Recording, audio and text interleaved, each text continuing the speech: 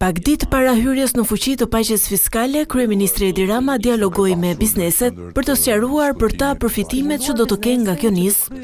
Mes tyre është rishikimi i pasqyrave financiare, duke paguar një tatim më të ulët për fitimin.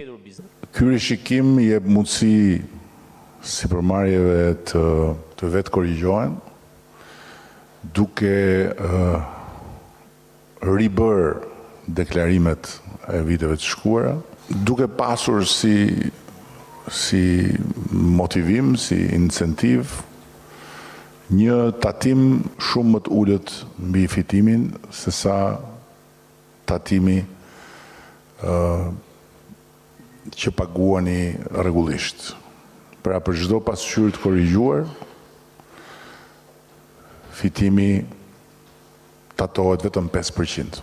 Akuzave se paqja fiskale është një maskim për amnistin fiskale, që qeveria u përpoq të bënte më herët, Rama ju përgjigj. Dallimi është shumë i thjeshtë dhe shumë i qartë. Këtu bëhet paqe me të gjithë ata të cilët nuk janë në konflikt aktualisht me ligjin në Republikën e Shqipërisë.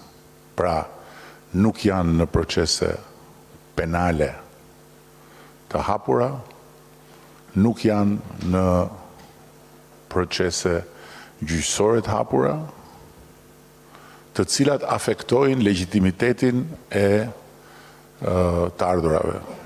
Kaq e thjeshtë është. Dhe për gjithë pjesën tjetër është siç tani më shkruhet në ligjin e miratuar. Gjatë dëgjesës, agent të pasurive të patundshme kërkuan që të ulet norma e tatimit 15% për transaksionet që kryhen në këtë sektor, por Ministria e Financave deklaroi se për momentin nuk është planifikuar një ndërhyrje e tillë.